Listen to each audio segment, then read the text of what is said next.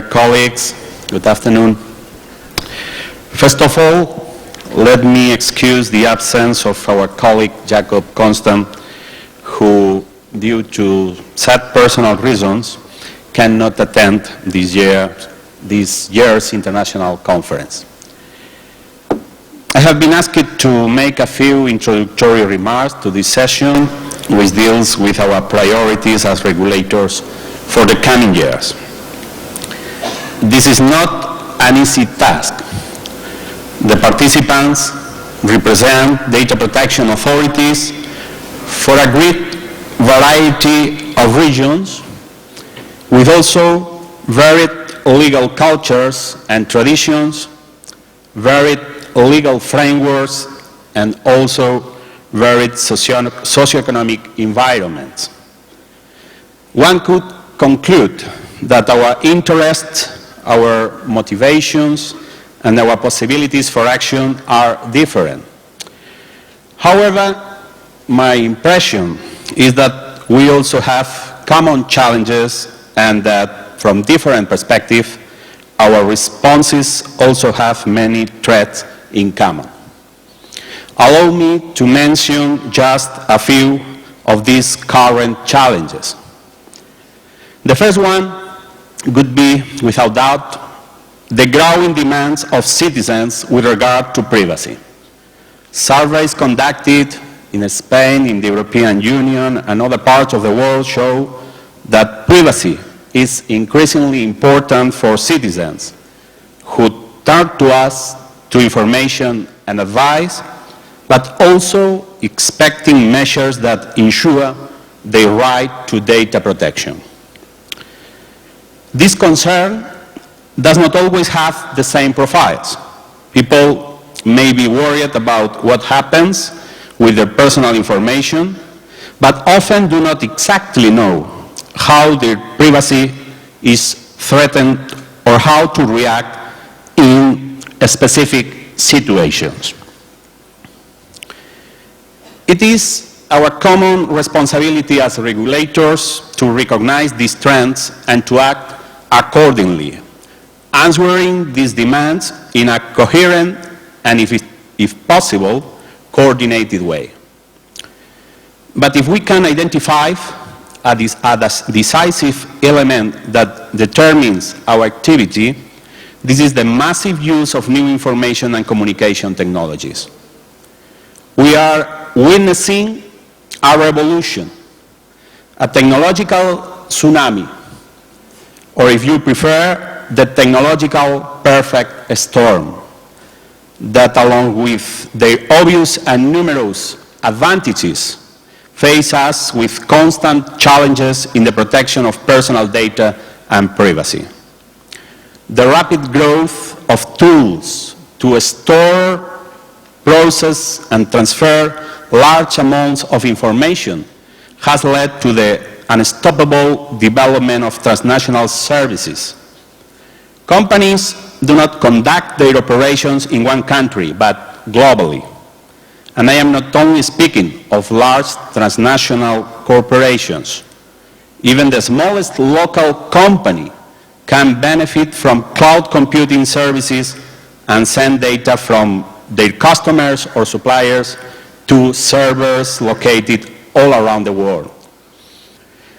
In opposition to the global character of the internet-based services, we, regulators, are limited by national borders.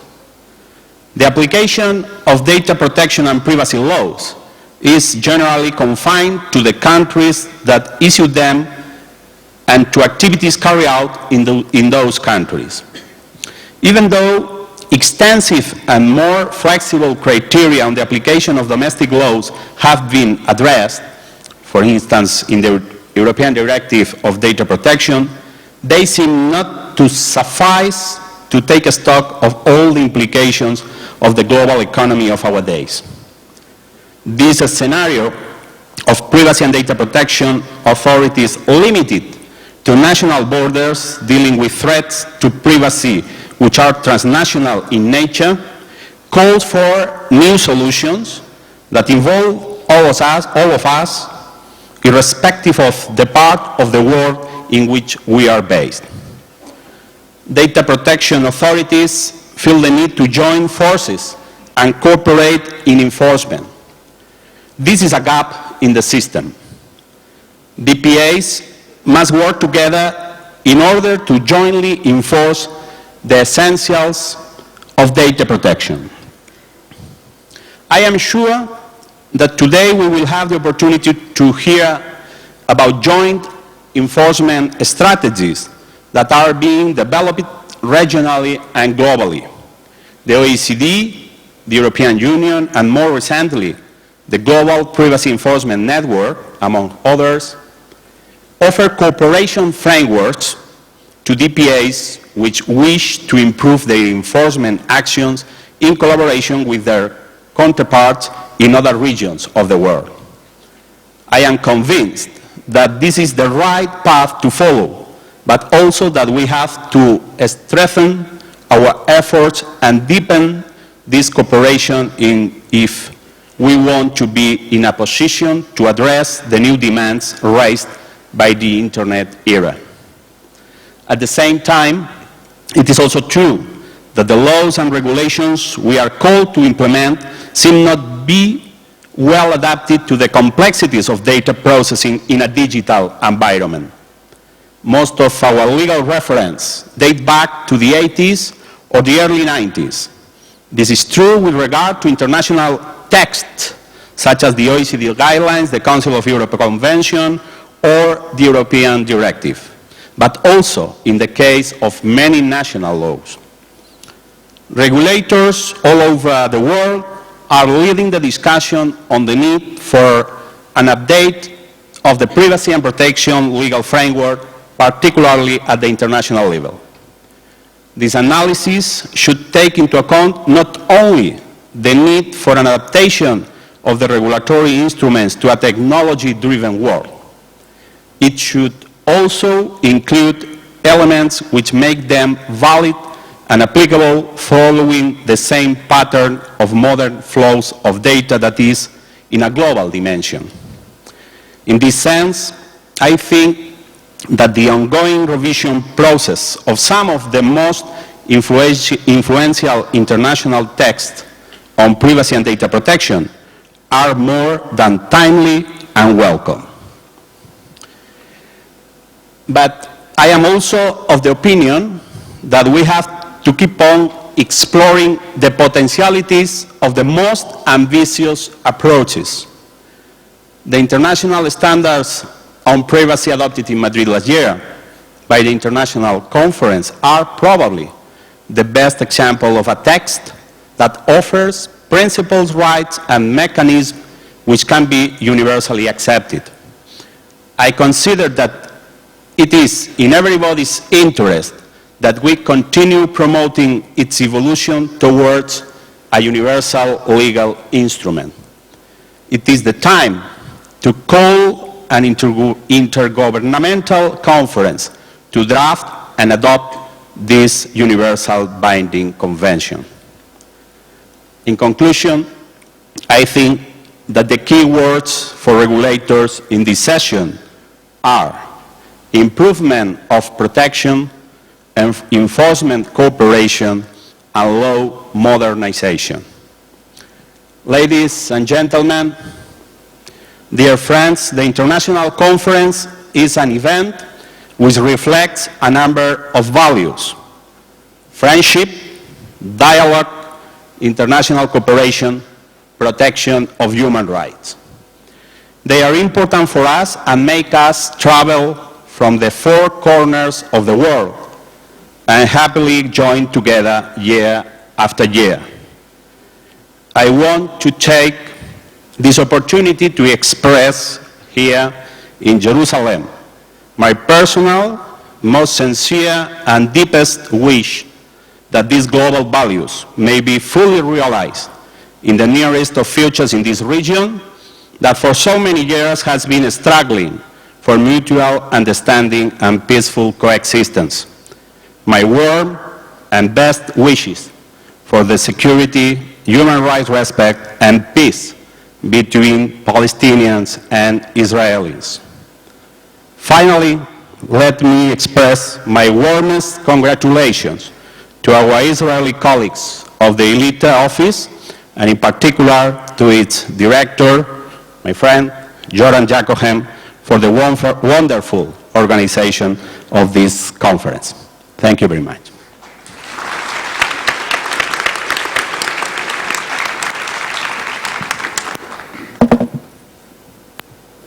So I'd like to start by also thanking Yoram and his colleagues on the organizing committee for putting this superb conference together here in Jerusalem and for the opportunity that you've given me to moderate this panel.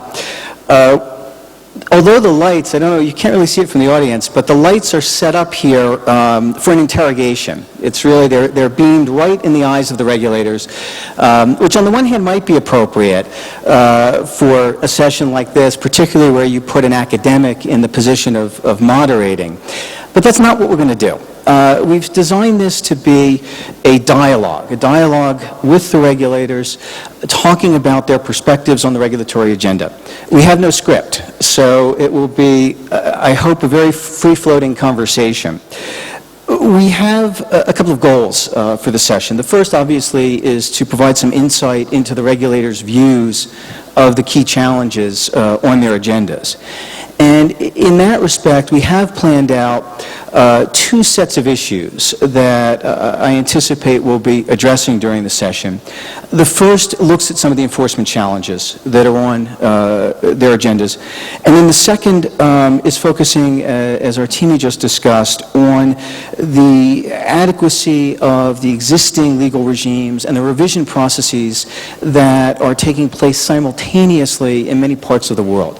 It's an interesting moment to think that on parallel tracks around the world, countries are revisiting whether their frameworks are working in the face of new technological developments.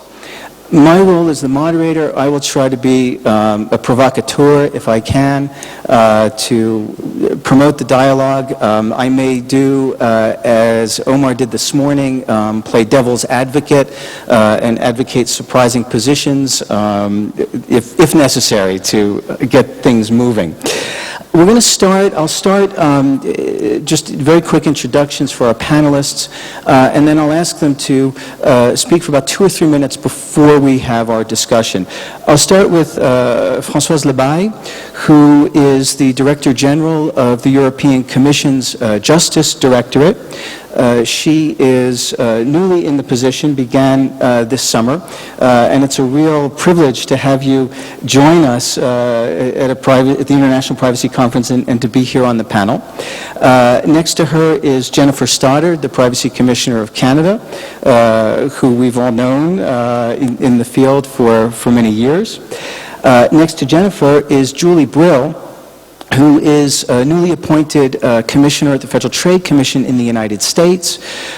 Julie, though, is not a newcomer to the privacy field. She worked and had responsibilities for privacy as an Assistant Attorney General for the state of Vermont in the United States, and subsequently as a Senior Deputy Assistant Attorney General for North Carolina, before being appointed to her position at the Federal Trade Commission, and has worked on many privacy prosecution cases. And since Jakob Kanstam could not join us, Yoram has very kindly and appropriately stepped in to fill out the panel. It's, I think, especially fitting given the role of Israel in hosting the organization, but also importantly, it gives us a bit of a geographic balance on the panel. So we have North America, Europe, and then third region, Israel and Middle East, represented on the panel.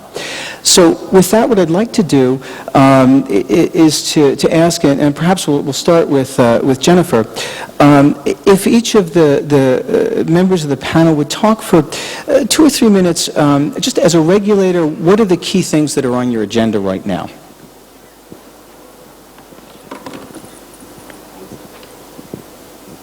Thanks, Joel. I think if you just talk and it comes on. Okay, well,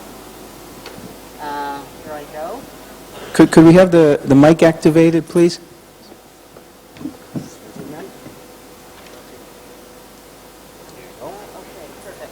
Thanks. Thanks, Joel. What's on my agenda? I've done this from a very informal point of view, so I'll just run over it quickly. First of all, as a regulator, my number one task is keeping pace with sociological and technological trends. That's the thing that's the most challenging, but that's also the thing that's most key, I think, for regulators to do. So that's anything from social networking to the government installing body scanners at the airport to try to figure out what your position might be on the coming network of things. It means, in reality, mundane things like how do you hire and keep the experts that you need to understand all these new phenomena. Second, I think, is going in our work where few complainants tread. As most of us have a setup, something like mine, where people come to you, they complain about the use of personal information, you investigate it and you close the case. I think this method of dealing with data protection issues is increasingly inefficient. And as you know, there are a few things that are not personal information. So, you know, every divorce, I think now in Canada, has its accompanying complaint to the privacy office. I'm exaggerating, but some days I think only slightly. So, and what we don't get are complaints about information using industries, for example, that are not consumer facing. And so the whole data broker industry is one that I think we should look into. We should also, and we're doing this already a bit, look into new and popular uses of information where we haven't got too many complaints. I think because people are happy with the results and don't really understand what's happening to their personal information. I mentioned genetic testing sites, dating sites, children's play sites. Now, a couple of those we are investing, a dating site and a children's play site. And finally, just generally being more efficient and effective if possible. My fellow Canadian Kate Rains-Goldie this morning mentioned that, you know, said, well, our Facebook investigation is obsolete because it took so much time. I tend to agree with her. There's something ironic about something going on for what, by the time it was all finished last month, for more than probably 2.5 years, exploring a world which permits itself to change every week. So there's nothing like, you know, freezing the data or what was the scene at the time of the crime, the alleged crime. You know, we're working in an ongoing world, and that's a huge challenge. Thank you. Julia, do you want to? See, is this on? Yes, it sounds like it's on. Thank you, Joel. And thanks so much to everybody for inviting me here, and thank you, Jorn, for putting on such a fabulous conference. I agree wholeheartedly. Congratulations. It's really been marvelous. It's really a pleasure to be here. This is my first international conference, although, as Joel alluded to, I have been involved in the privacy world for a very long time. I hate to say exactly how long, but it's been over 20 years. In addition to working at 2 state attorney general offices, I also led the state's privacy working group for many, many years. So I was involved on such issues as security breach notification laws, protection of social security numbers, Fair Credit Reporting Act issues, Gramm-Leach-Bliley notice issues, lobbying Congress and others about opt-in versus opt-out. I can tell you that I lost on that debate way back when, so you can guess which side I was on. HIPAA, as I said, GLB, and just doing a large number of issues, all of which, in one fashion or another, have come up in the past couple of days in terms of what has happened to set our norms around privacy over the past few years. But what I see now and what's most important on my agenda now that I'm at the Federal Trade Commission, is looking and seeing that we are really in an era with huge technological advances. And these advances have tremendous benefits to society. I mean, really tremendous benefits. I was just in the behavioral advertising panel a few moments ago, and that it was touched on a little bit. I think it's worthwhile to spend a moment to say that some of these practices, which are deeply troubling and have or raise certain concerns that we need to think about, also present huge benefits to society. All of the free content, or much of the free content that consumers benefit from, is funded or monetized through behavioral advertising, and I think that we need to be very well aware of that, and that consumers get a tremendous benefit from some of the practices that also cause us some deep concerns. So I think it's important just to note that, and then say, we do have concerns, and so we need to figure out how to appropriately approach some of the issues that are raised in this new online, very dynamic market. We have good tools at our disposal, I believe, in the United States. I think there's some very good tools at the disposal of my fellow regulators around the country. The question is, are they adequate? Do we have sufficient tools? You know, we have some very flexible laws that we deal with. I'm sure we'll get into that in a little bit, what those are and how they can be improved. But my personal view is that we don't have enough right now. And I think that right now we're facing some challenges that require us to rethink the way that we approach privacy. For instance, the notice and choice paradigm, which we've talked so much about over the past few days, the way it's currently functioning is just not working, as everybody here has said, and I think, you know, many of you in the audience would agree. It's just not working. We need more dynamic notices, we need better information going to consumers, we need more transparency, and we need more accountability on the part of companies. I think all of these things need to be developed. So I think it's time to rethink how we do privacy. The Federal Trade Commission is in the process of doing that, and we're doing it in a very public way. We're all aware, I think everybody's aware of that. We can certainly talk about that some more. I'm very involved in the development of that, those new thoughts going forward. Some of the other things I'm concerned about, just really briefly, you know, given that it's such a dynamic market, you know, the choices between self-regulation and a harder form of regulation, either through rules or through statute, that's a really interesting question. Given how much this world has changed and how much it will clearly be changing in the near future, what is the appropriate way to go? And I don't have a clear answer. I don't know that anybody has a clear answer, but I think that we need to approach it carefully. But we also need to be pragmatic, and we also need to do something. I don't think we can allow the stasis, the current state that we are in, to remain. So I'll just start out with that. Thank you. Wonderful. Françoise, would you like to give a few opening remarks? Well, thank you, Joël. And first, let me tell you that I'm very happy to be here as well. This is my first time in this conference, and I'm no expert in data protection, and this is a bit daunting. But I think this is very important to be here at this particular moment in time, because as every, I guess, member of this panel, we are ourselves reflecting of what should be the future of our data protection regulations. For the reason that members of the panel have already explained, it's of course technology.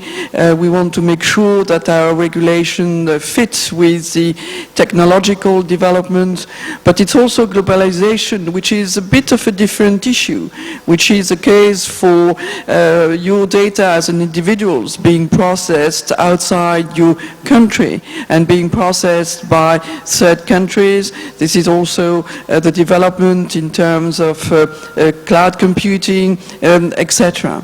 And this is the other challenge we see as well, is the greater appetite for law enforcers to get access to personal data, and making sure then that the individuals are well protected in these particular cases, which are important, which are perfectly legitimate, but which make for us as regulator a duty to clarify the rights of the individuals in this particular case.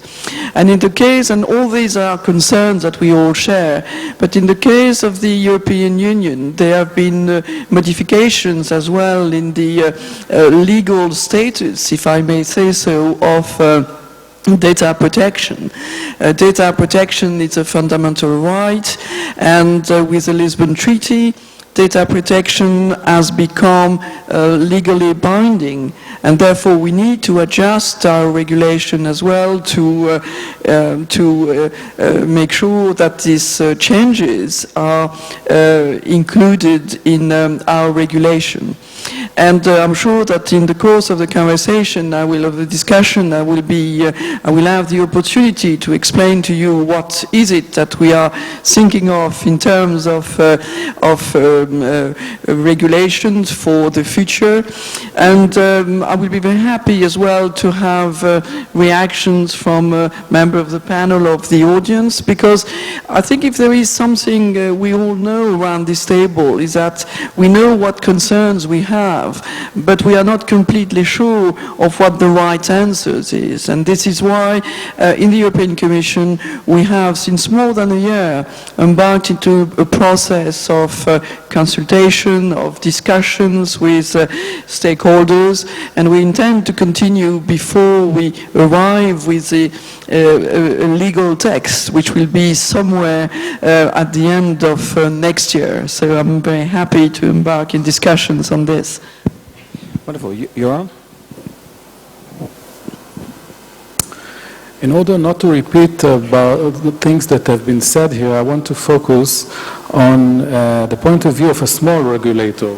And in that sense, we have been doing a lot of thinking in the last 3 or 4 years how to do effective regulation, because when you have limit, and the problems that we face are the same problems that every large regulator face, but we have to do it with less people. You know, we have marginal costs, so we need to do it effectively. So one of the things that we were focusing on is really reducing bureaucratic burdens that are on us and on the public, meaning all the registration processes, which takes a lot of resource from ourselves. The second interesting issue that I think that I would like to focus on is that, you know, data protection regulators are very unique in the sense that they are both regulators of the private sector and the public sector.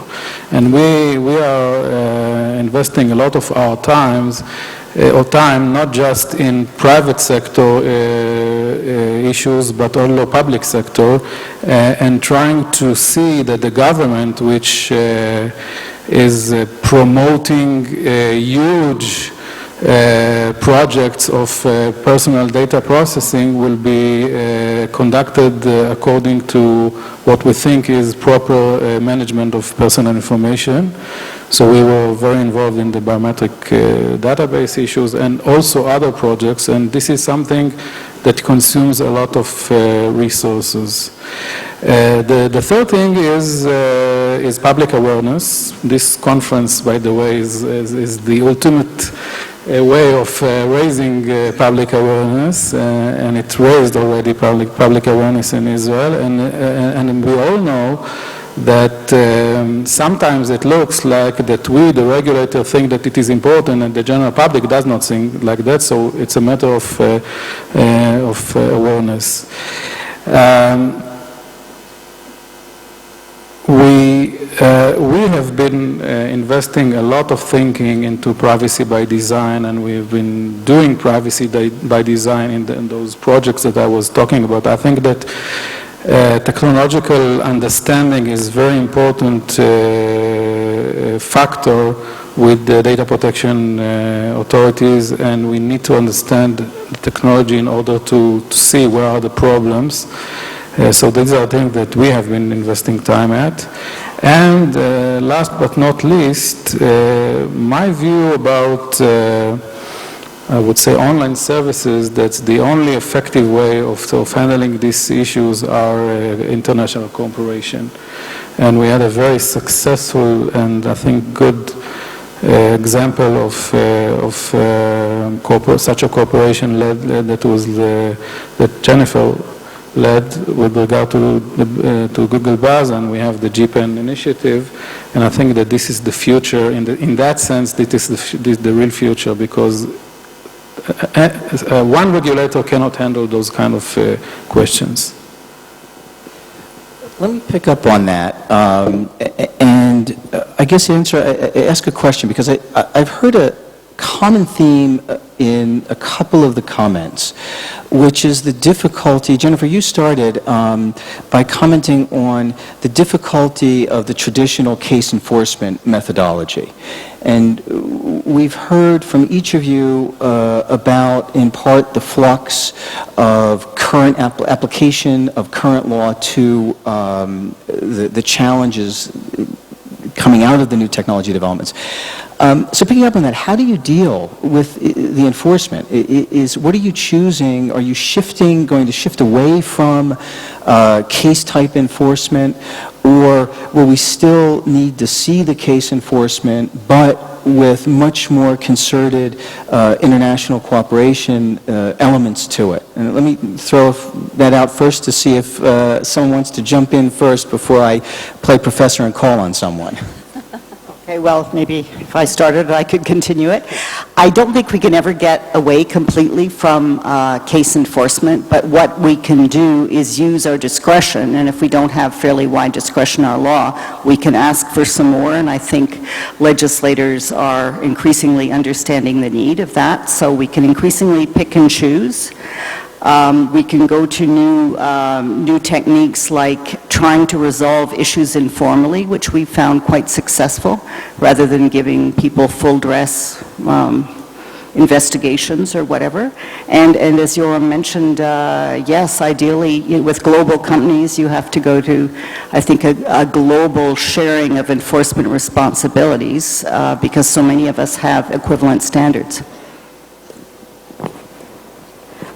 I think enforcement is, I agree with Jennifer. I completely agree. Enforcement is a very critical component of what needs to happen going forward, even though we may have concerns about whether our laws are completely capable of dealing with all the issues. So I'd say it's a necessary component, but not sufficient, to pick up on what a professor said the other day. What's particularly helpful in the United States, we happen to have a law that is very flexible that we're able to use. It's known as Section 5 by some of you. It's known as the Unfair and Deceptive Acts and Practices Law by others of you.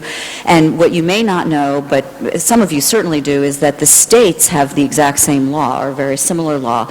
That flexibility in law allows for a creation of essentially a common law, as Professors Bamberger and Mulligan have written. We have a common law in the United States that has been created around our enforcement work, and I think that provides particularly helpful guidance to companies. They can look at fairly granular cases that we've done and look at how we've treated them, and companies can say, gee, are we engaged in the same practice? Do we need to change our practices? They might be also able to say, all right, we're not doing the exact same thing, but we're doing something similar. How would the Federal Trade Commission and the states look at this new practice under an unfair and deceptive acts and practices law? So I think the flexibility that we have in our law, coupled with enforcement, is critically important in this kind of environment. Artemi, did you want? Yes, I would like to make the point in two, three questions. All of us, we agree that new technologies are the big challenge, how to adapt law and how to act and react regulators in face of these new technologies. But first of all, there is a really amazing paradox, I think, that is the follow one. The main of our time I make the example of the Spanish agency, is not dedicated to new technologies, new concerns like social networks, cloud computing, RFID, all these new challenges that need these normative adaptations, doesn't mean, in our case, more than maybe the 10% of our time. Our time is almost dedicated in a 80%, if you want, or in a 85% to the traditional topics, to bank services, telecommunication services, video surveillance, traditional advertising. This is an important point because that avoid to be more efficient in this field. I'm going to stop you there and ask you why. I mean, that says to you, it's a choice. I mean, this is, I think, Jennifer's point. It's a discretion. You choose which cases you're going to be pursuing. No, I would like increasingly to choose. I choose a bit, but I'd like to choose a lot more. Timmy, why is it that in your allocation of resources to enforcement, 80% is traditional and only 10% are these huge social game changers? There is a history and there are national laws. In our case, of course, our national law imposes the obligation to react in front of any complaint. That means that every year citizens lodge into the agency more or less 4,000 complaints.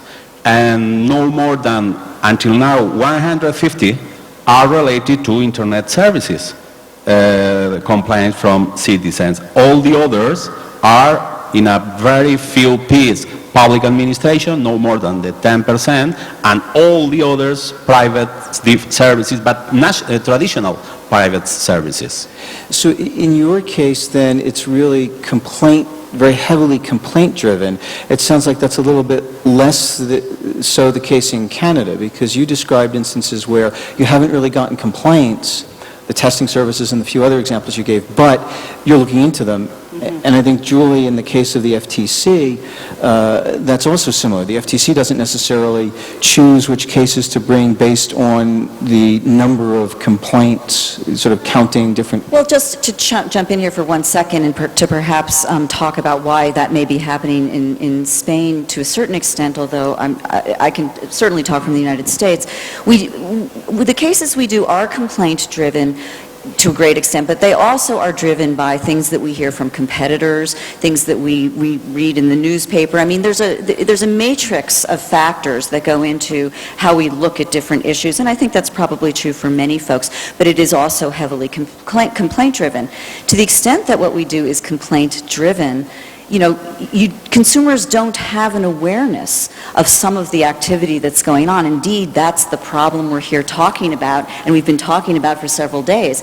Consumers don't understand what's happening and therefore have difficulty complaining about it or articulating what feels wrong. So to the extent that one may be solely complaint-driven, this may be missed in that process, and that's one of the reasons why I think agencies like the Federal Trade Commission in many of the states are not solely complaint-driven. We can't be. You're on for a new commission. How do you deal with this? I want to add that it is not just the public who does not understand it, also the regulator do not understand those new media, and it's very easy, and it's a real problem. It's in order and this is the reason probably that it took so much time for you to take the Facebook issue, because in order to get into the business model and into the technology and to understand exactly what happened there, it is much, much more complicated than looking at an infringement of direct marketing or spam, or even spam is very, very difficult to understand. So it's a matter of understanding. So, and exactly, especially if you're focused on complaint, if you're driven by complaints, then the complaints that you'll get are the easy ones, and you will investigate the easy ones, and you will not get to the important ones. Jennifer, you... Yeah, I found, though, in my experience, that there is a good news story in there somewhere. In Canada, among the first sectors to be regulated were banks and financial services. They're already very highly regulated in Canada anyway. And so at the beginning, you know, everybody's got 1 or 2 or 3 or a dozen bank accounts. And everybody is always or often got problems with their bank. So we saw a flood of complaints about these financial institutions.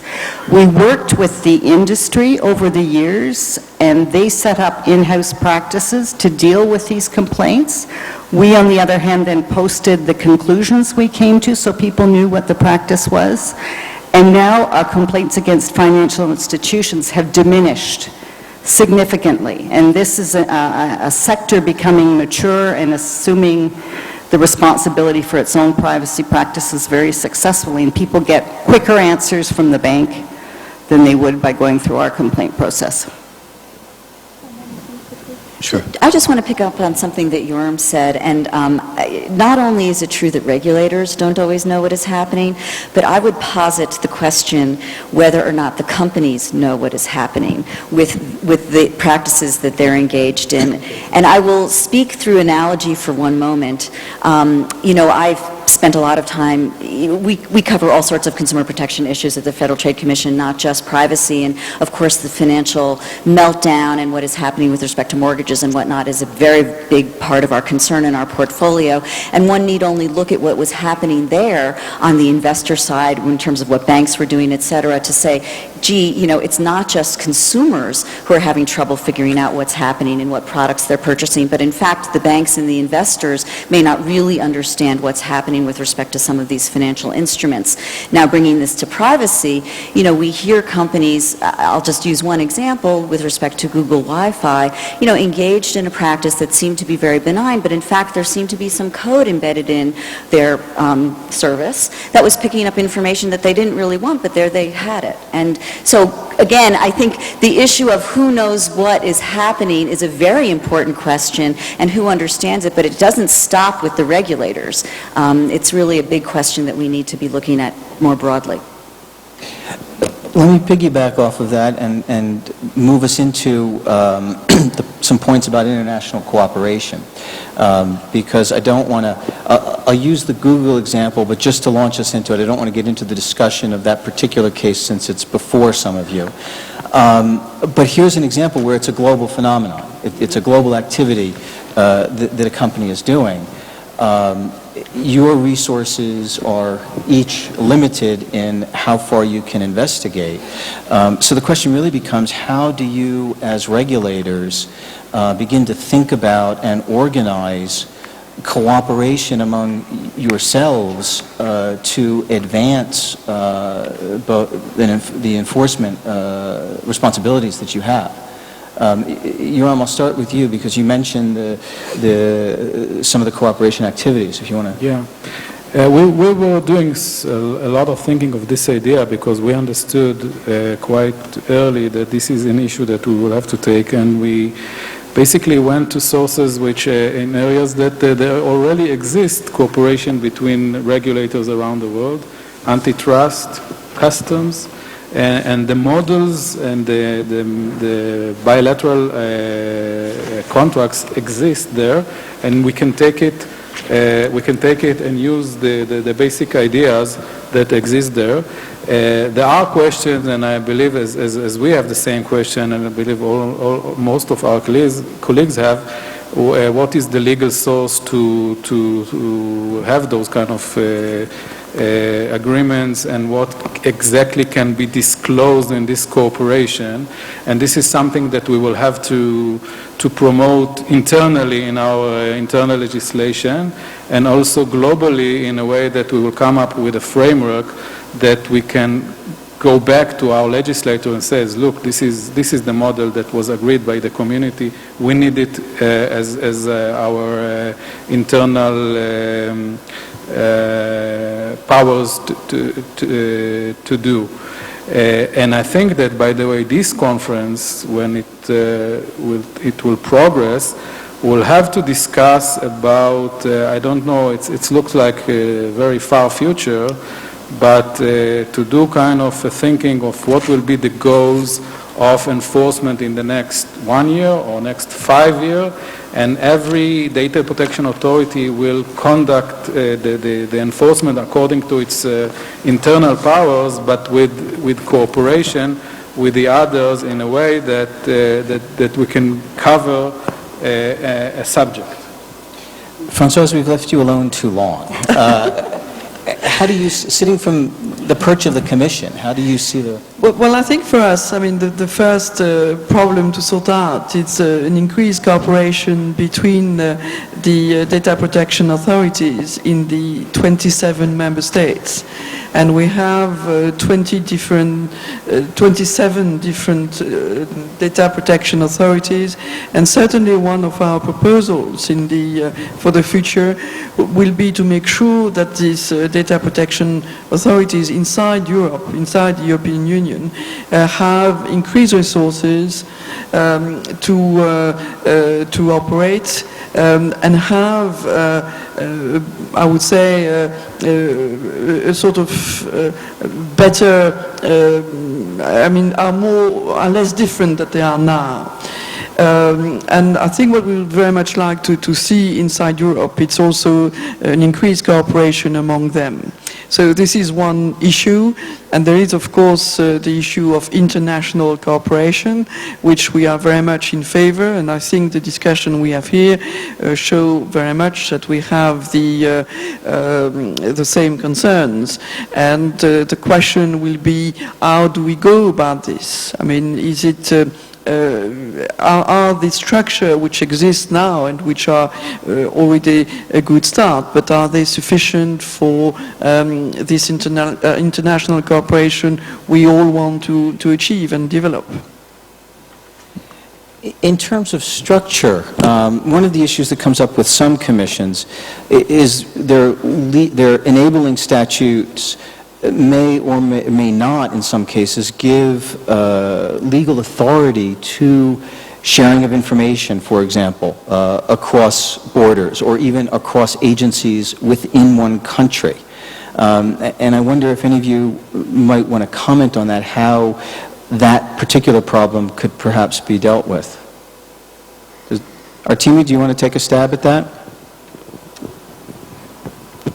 Well, it's I think in our case, like the most of the other authorities' case, our law don't allow to share the content of the factual content of our inspections.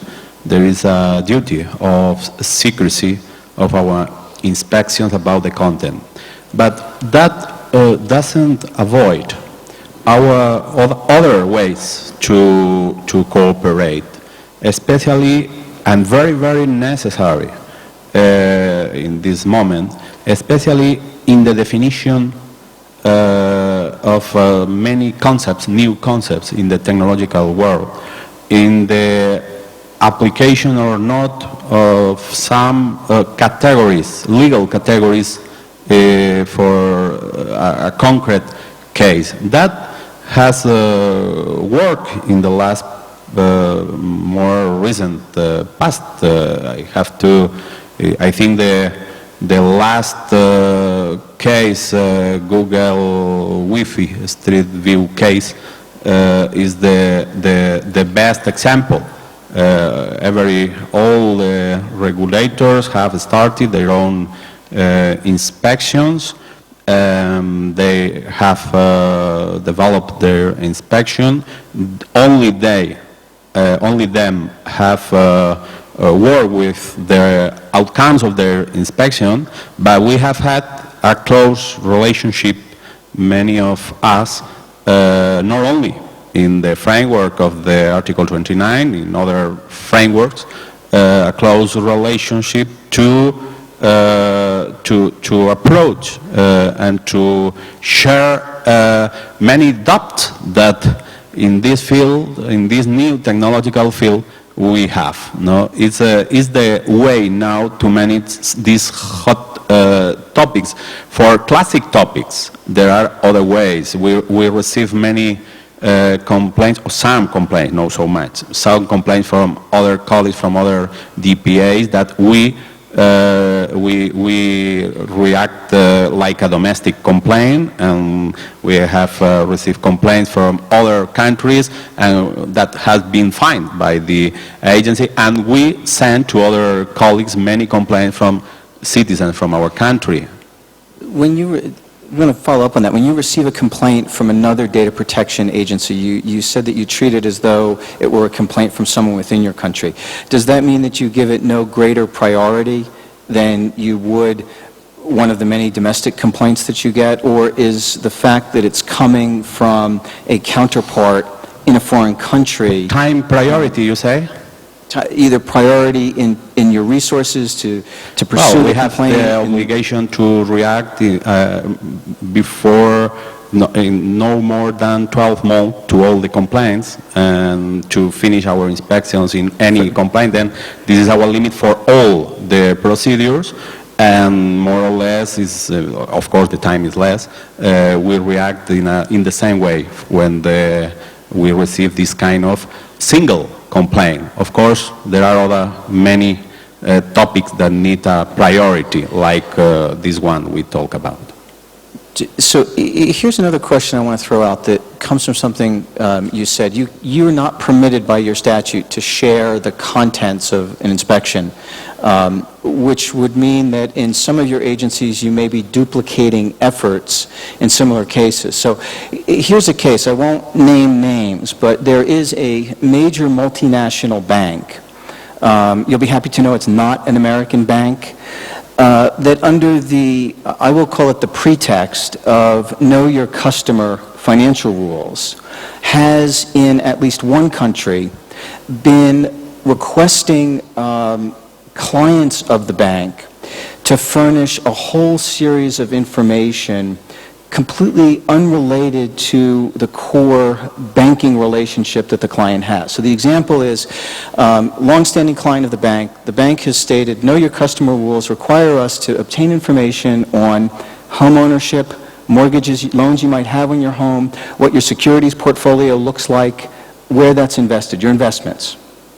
There is substantial reason to believe that that is not correct under the know your customer rules.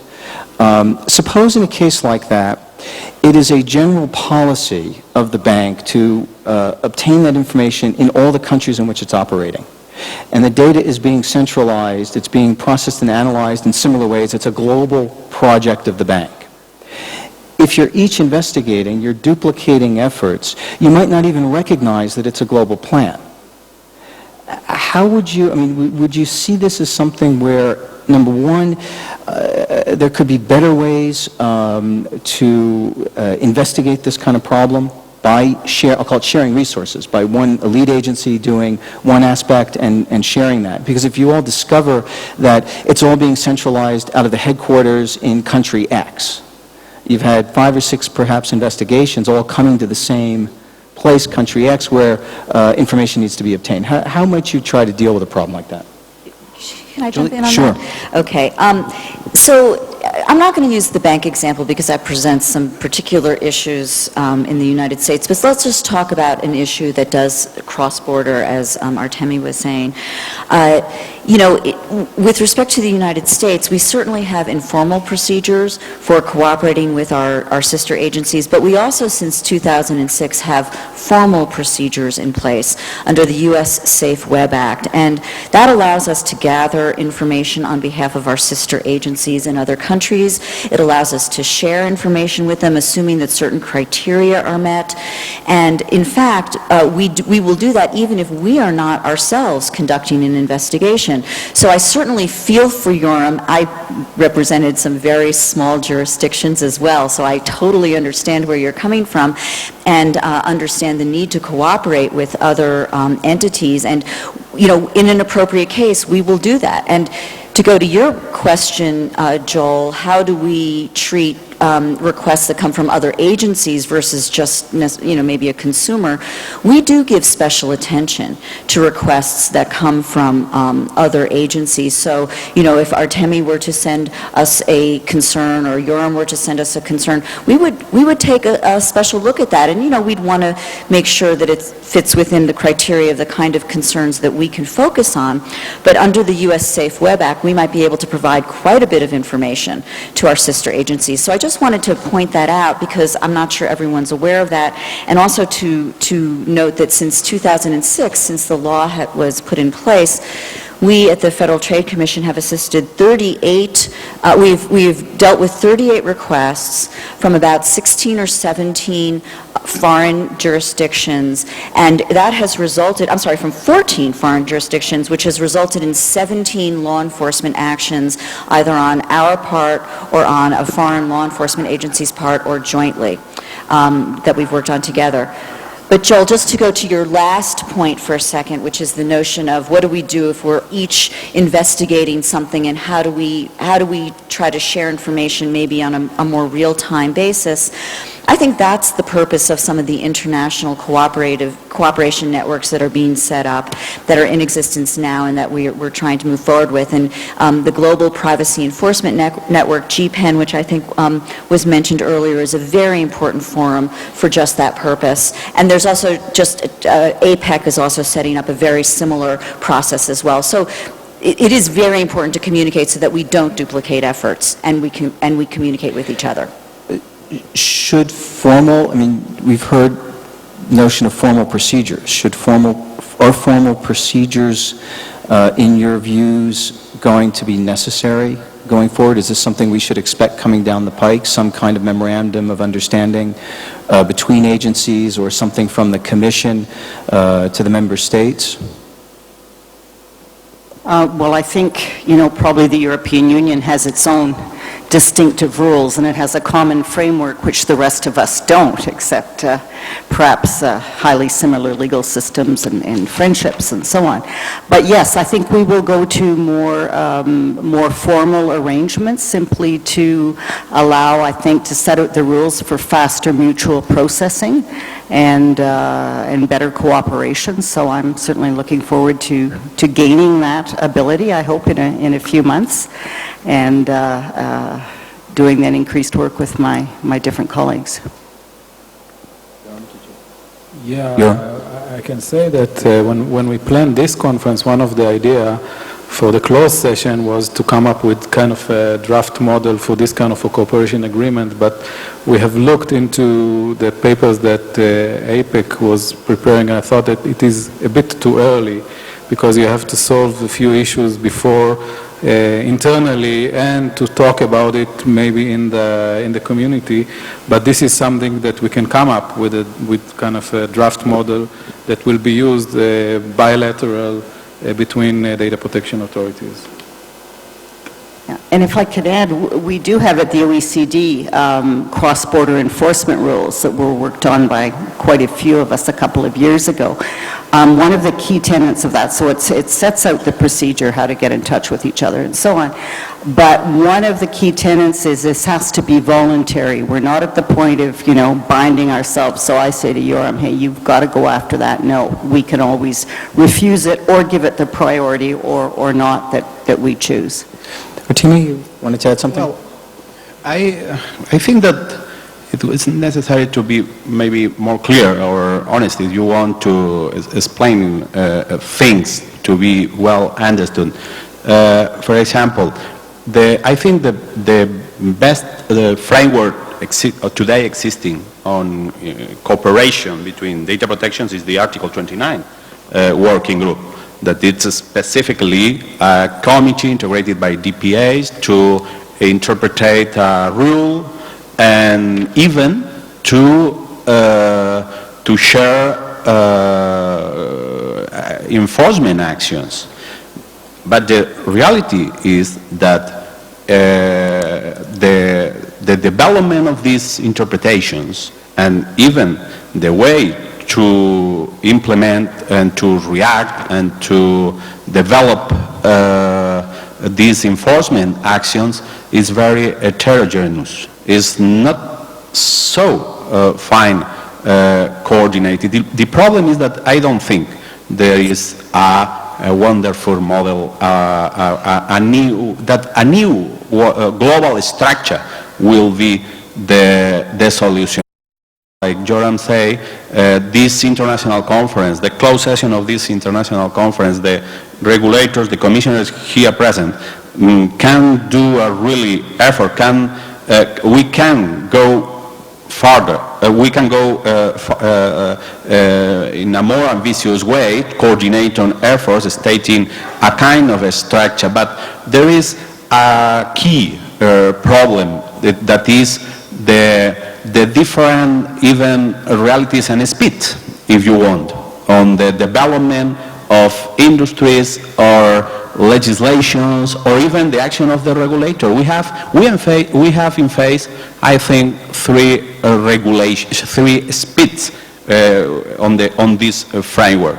There is the speed of the industry, that is a kind of crazy horse, developing services that are always related with privacy, especially in the internet way. We have a legislator that is not able, like in many other fields, but especially in this one, to be updated, to improve, to develop new regulations.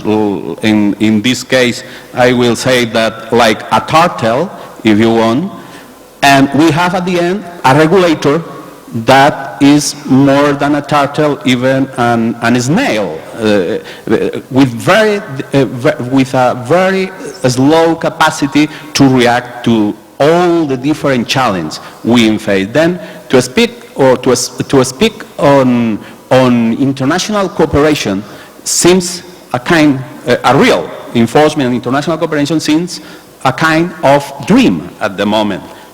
In fact, news in this field, the initiative of Jennifer on Google Bus, the letter on Google Bus presented in Washington, or other exchange of informations, are really a revolution in our work together, and are really very weak steps on this way.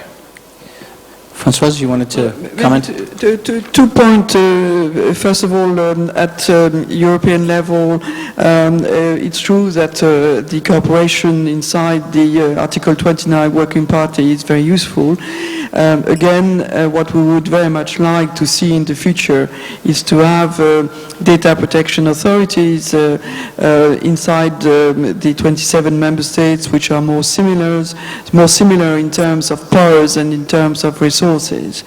And since we are talking of cooperation and on the different, but I think there are two things we would ourselves value very much.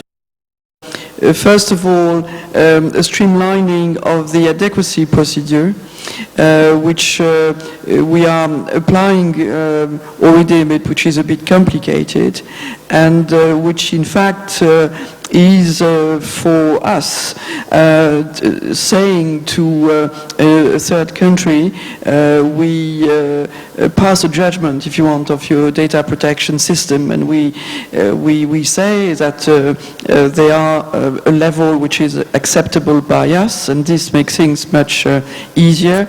And certainly one of the things we will be looking forward for the future is to streamline this. And secondly, in terms of international cooperation, what's the United States on these issues, and this is for us a very important aspect of what should be international cooperation. Let me use that to segue into the efforts that are taking place, the reflections around the world on revisiting the legal approach and the reforms, because you've just hit on 2 points. One is the internal aspect, streamlining the adequacy procedures. That's looking at how existing European rules might function.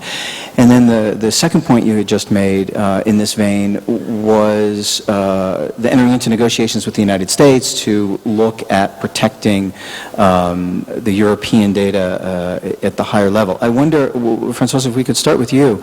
If you would comment a little bit on the efforts underway now in the Commission in Europe to think about needed changes in the existing regimes, and we'll I'd like each of the panelists to comment a little bit on what's happening in their parts of the world. Well, I think first of all, what we are aiming at is to strengthen the rights of citizens for the reasons I've explained, and we feel that the rights should be better protected. First of all, they should be more clearly informed of their rights, and they should have the possibilities to defend their rights. And it is certainly something we will be looking for. And this means, for example, detailed obligations for data controllers. It's clear that in the future we would like to see that reinforced, and this includes as well the what we call the right to be forgotten, which means the right for individuals to remove from where they are their personal data. And this is, for the time being, something which is not strong enough, in our view. The same way that we would very much like to see the increase in the notification of the breaches in data protection. We would very much like to see this in a more systematic way. The other thing we would like to see is reinforcement of data controllers' responsibilities. And we would like to see mechanisms to be put in place to precisely ensure compliance with the data protection rules, and this is linked to what we have just discussed. We would like, and I think you will discuss this tomorrow, we would like the application of privacy by design. It's certainly an issue we are going to look at. We are thinking as well of impact assessment for the way data protections are applied, and we would very much like also to see the appointment of data protection officers. I think what is important to say is that while we are looking for this reinforcement of the rights of citizens, of individuals, we need to find the right balance in between this protection and also not adding additional burden to on business, on companies. This is very important. Not creating too much of administrative burden, and also make sure that this is not a way to prevent technology to develop. We all share the view that technologies is a huge asset for economic development, so we need to find the right balance into these various elements. One of the things, of course, we are going to look for is the extension of data protection rule to police and judicial corporations, which were not covered in our previous schemes because we had these systems of pillar in the Union. So this in the future should be covered. I will not come back on the international side because I already mentioned it, but this is certainly something we will pursue, strongly, because it's for us important. And again, what we are aiming at is this stronger protection of individuals for their data. Is the stronger protection, in your view, going to be focused on reinforcing legislation or is there thinking taking place now that it may be something more flexible than specific statutory obligations? Well, we will certainly come up with a new legislation next year. We are, of course, reflecting of what will be both the nature and the content of this legislation. We have to change a bit the legislation, not only to extend it, as I say, to criminal and to police and criminal cooperation and judiciary cooperation. We certainly have to extend it, and of course we have to adapt it in a general way. In our great details, we will go on that, is certainly something we are currently looking at. We have a number of months for doing this, and as I said earlier, we are very much consulting with stakeholders to get it right. It's not a simple issue. We have all these balances to figure out, and we need a bit more time for clarifying this. Julie Francoise just said that she wants to negotiate with you. Right, she wants to negotiate with the United States. Are the two of you on the same wavelength? The FTC has been engaged in a variety of activities over the past year, thinking about the framework. We've heard the Commission is looking toward some new legislation within the year focused on reinforcing citizens' rights. Will there be common ground? Of course. Of course. You know, Lada and I describe a little bit about what we have been doing over the past year. I'm, of course, very interested to hear about concerns and issues that Francoise may have with the way in which we have been interacting with the European Union, and there are a lot of people obviously involved with that kind of a dialogue. But as many people know, at the Federal Trade Commission, we are engaged in a major rethink of the privacy frameworks, and I don't think that is dissimilar from the kind of rethinking that is underway elsewhere.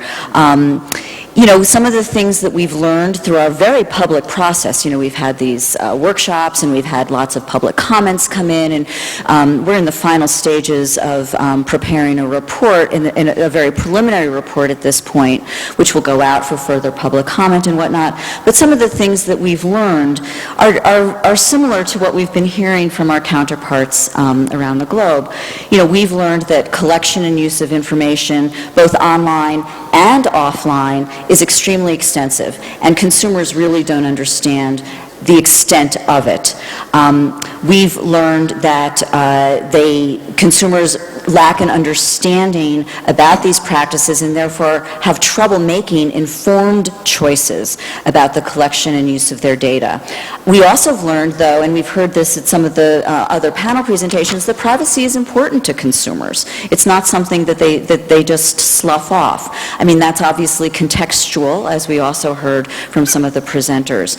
On the brighter side, as I mentioned before, we've learned that collection and use of information actually provides quite significant benefits to consumers. Again, the underwriting of much of the free content of the web that we've talked about comes from some of this collection and use of information. And also, behavioral advertising, while it presents many problems that we've all been talking about, also, you know, sometimes consumers like to get personalized ads, and they would prefer a personalized ad over a general ad. So there's a plus to that side as well. I'd say we've also learned, though, that our previous approaches have been largely reactive and not proactive, to the extent that we, in our current framework, focus on things like security breaches, identity theft. That's all kind of, you know, the horse is out of the barn at that point. And as my new dear friend Ann Kavukian has said, you know, we do need to be thinking a lot more about privacy ab initio, privacy by design, the DNA of privacy. You can use whatever terms you like, but it's a very important concept that we really need to be thinking much more about so that we become more proactive rather than reactive. And finally, there are harms that can come through information sharing and disclosure that are not really quantifiable and therefore not cognizable under some of our current frameworks. For instance, disclosure of medical information, disclosure of sexual orientation, disclosure of information about kids. These are things that aren't necessarily quantifiable under our current frameworks, and therefore, we might not have good tools for reaching them right now, but clearly we need to be addressing these issues as well. So, again, what we're working on is a very broad view. It's a rethink of a framework that will be used or is designed to be used by self-regulatory initiatives, it's designed to be used by policymakers, and it's designed to be used by legislators, regulators, by our friends around the globe. So we're hoping that this rethink will be something that will help spur the dialogue on, and we're really looking forward to getting comments about it going forward. Artemi? I don't know if there is something to negotiate between Europe and the United States, but what I wanted to say is that for especially DPAs and Europe, but not only, we warmly welcome the very the new, more strong commitment of the FTC in the privacy international community. Today we have Julie here, there are other commissioners involved in, other colleagues from the FTC, like David Radek here, and our real challenge in like Spain, but like European DPAs, is really focus in United States. Our real challenge today are not globally new technologies, are especially internet industry, all of these based in the United States.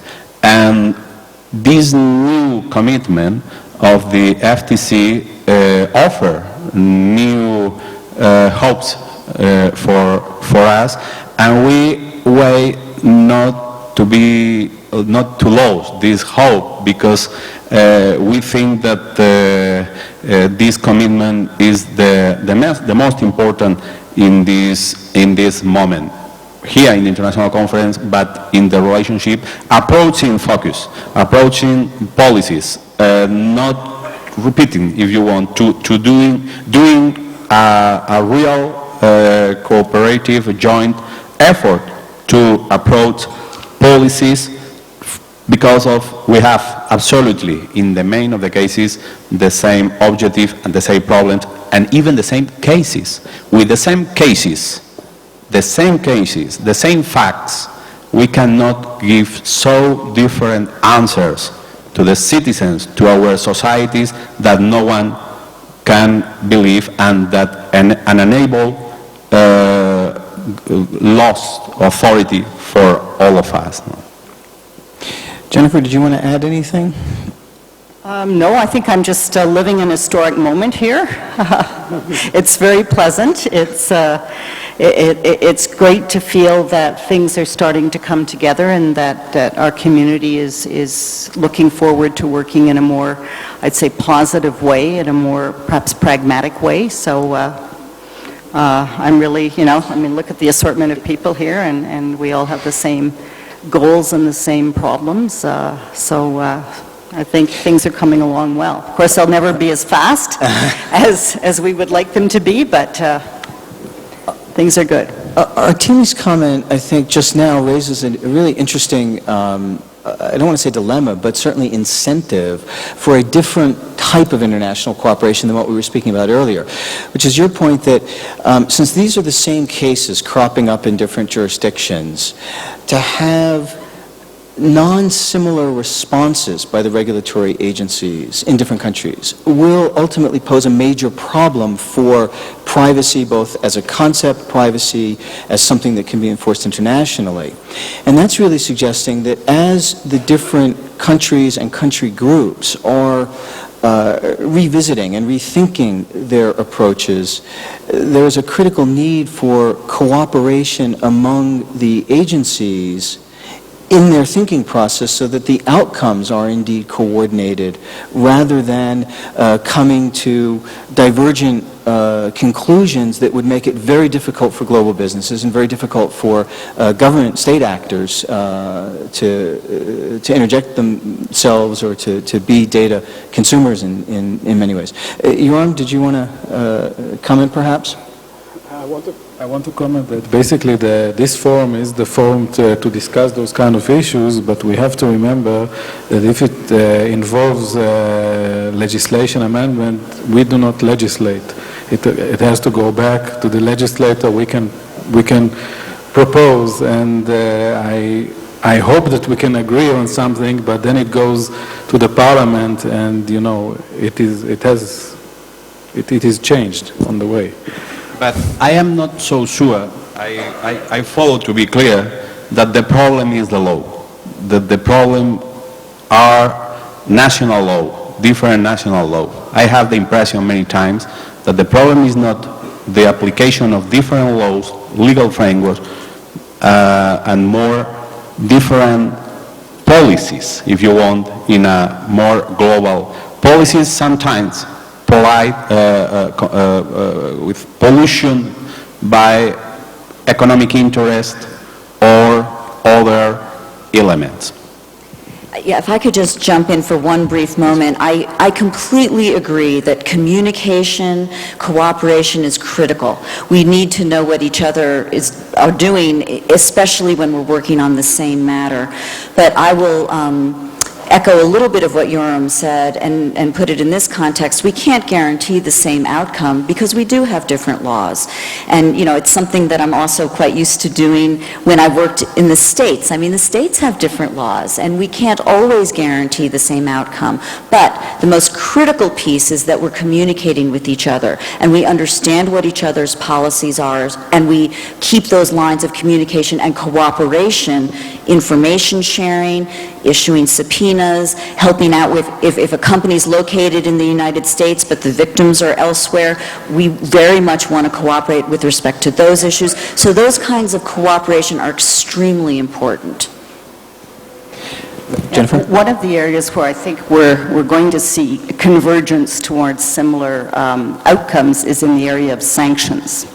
I think a lot of us, with the exception of the FTC, started out with regimes that were more, shall we say, exhortatory than punitive. In the last 5 years, particularly in the European Union, there's been a grant of increasing powers to data protection authorities.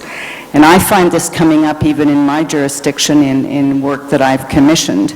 The idea, well, looking at what happens at the FTC, looking at the UK particularly, the French, Spain, that perhaps we should move towards fining powers. So this, I think, would, if we had similar regimes, this would avoid then, you know, perhaps DPA shopping for who had the, you know, softest regime in case of getting caught. Let me ask, since we've gone a few minutes over, I know we started a few minutes late, so I'm taking the liberty as moderator to extend by a few minutes. But let me just ask if each of our panelists wants to make a concluding observation, and then I'll sum up with a couple of things I'm walking away with as takeaway points. Artemia, you started, so why don't we start with you if you have any concluding observations or additional points you think ought to be on the table. Did you want to add? The conclusion. No. Well, if there were any other observations, things that didn't come out that you thought should have. well, I have to say that this is a really special moment. I have the same feeling that Jennifer showed before. It's a special moment. I don't know if a critical or maybe a hot moment. It's with called the very, Jerusalem syndrome. Yes, maybe, but not only for 3 days, for more and more days. The moment is very, very special. Privacy is in the agenda of media, of regulators, citizens are more and more concerns. Industry start to be a little bit more aware of of all these problems. When I say industry, I am not talking about traditional industry, if you want. I am especially talking about the internet industry and all the industry related to internet, new technologies. This is our very big concern, like I explained before, and our concern is to be able, of course, to react. It's true that we will not be able to react in a punitive way. I am absolutely aware that this is not the real way. The real way to answer to all these challenges is not the reactive way. It's not fining, it's not with criminal procedures. The only way, of course, is in a proactive way to prevent all the problems we have now. But it's true that, and I will finish maybe with this sentence, industry many times seems not to be aware, not to like so much carrots and prefer sticks to understand better, which is the real challenge. Yoram, would you like to add something?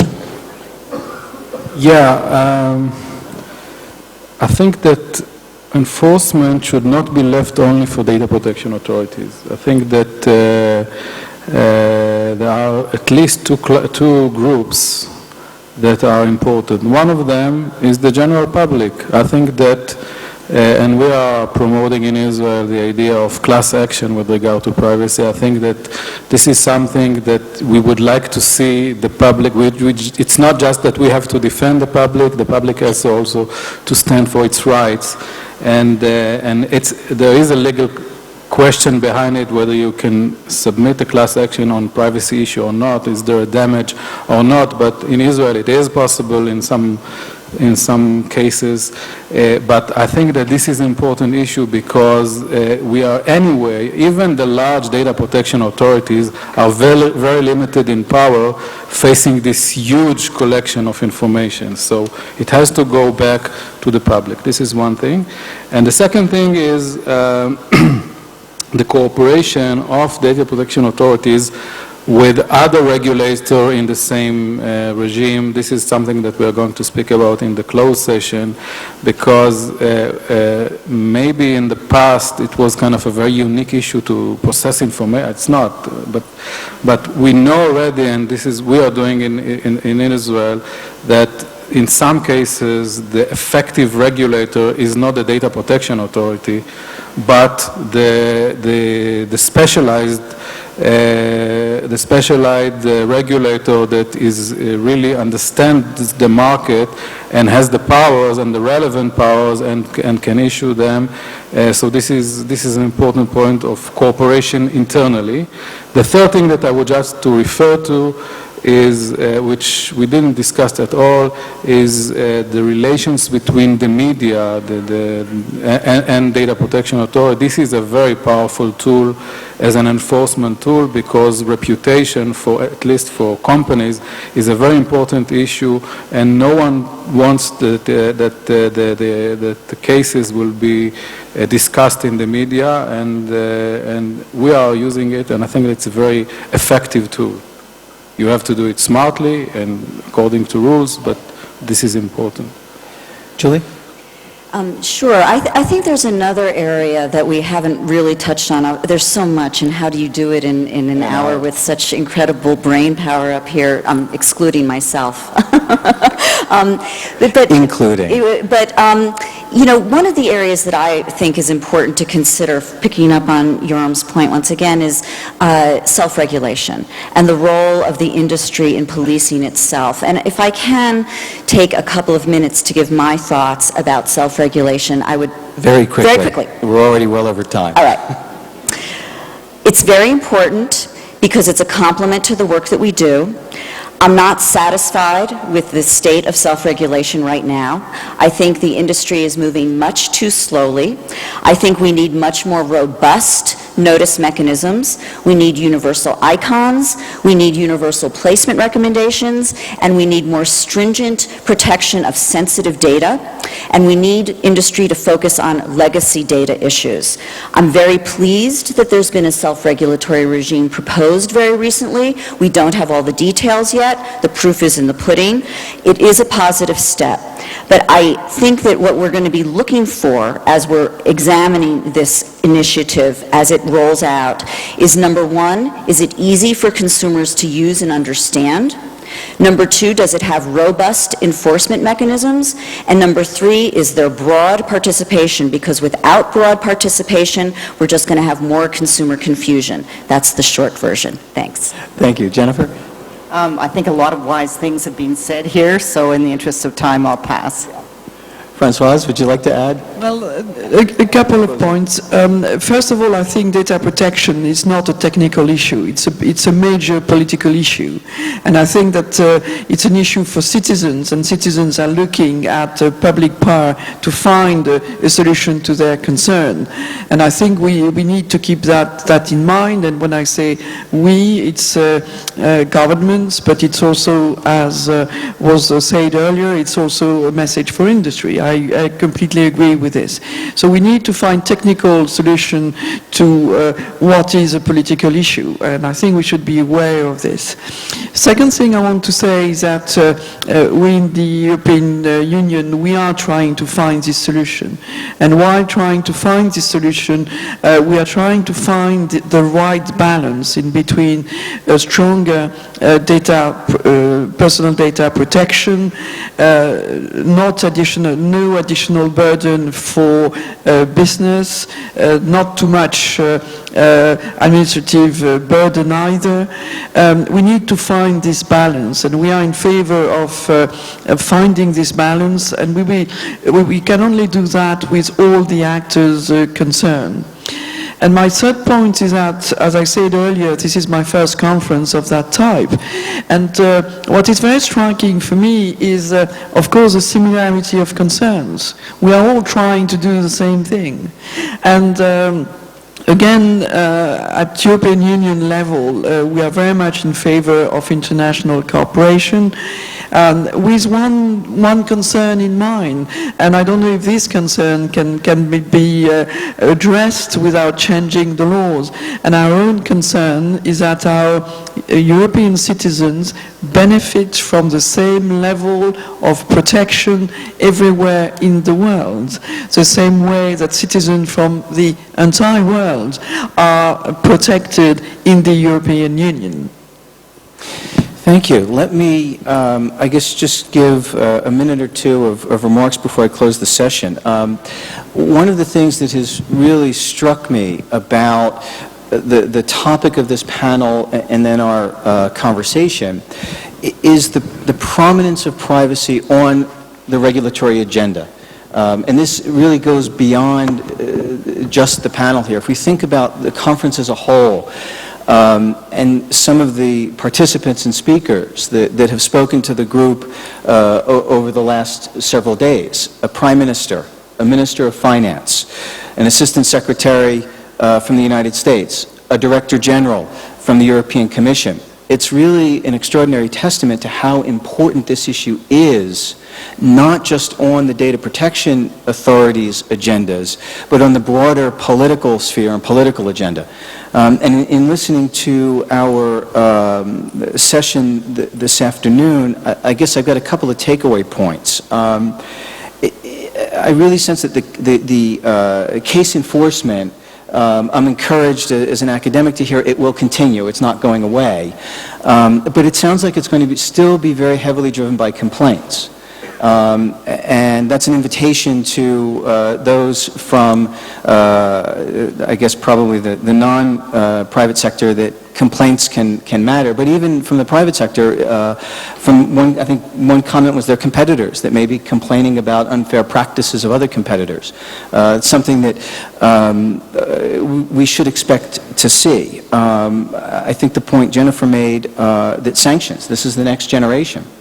in enforcement will be a greater emphasis on sanctions rather than exhortations or hortatory aspirational efforts by agencies. I really come away with a renewed sense that a higher level of international cooperation will be occurring in the next several years. That, in the sense that efforts will be more coordinated than we have seen in the past. Coordinated both informally and possibly with some more formal mechanisms, which means that on the other side, those data controllers, those processing personal information, need to recognize agencies are going to be talking to each other. It's something that is a recognition, I think, that will be critically important for how they conduct their business. New legislation, it sounds like we are likely to see, certainly from the European Union, new proposals before the end of the year, in the next 12 months, I should say, not before the end of this calendar year. New proposals, perhaps, from the Federal Trade Commission and in other country groups, that they will also be looking a little prospectively, more so than perhaps in the past, but with an emphasis, a new emphasis, a next generation emphasis, if you will. There is a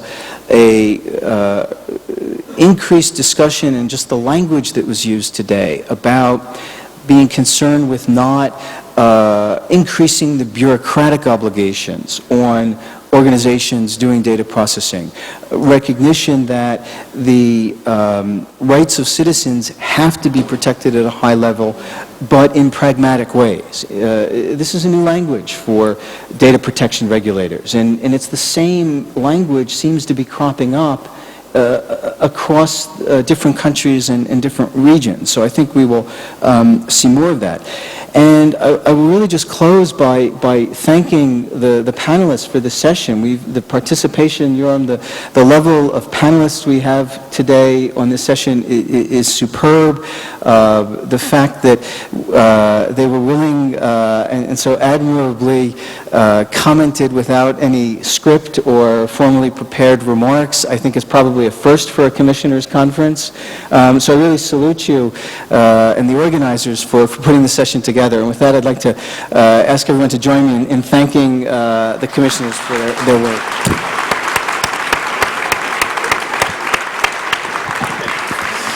Thank you.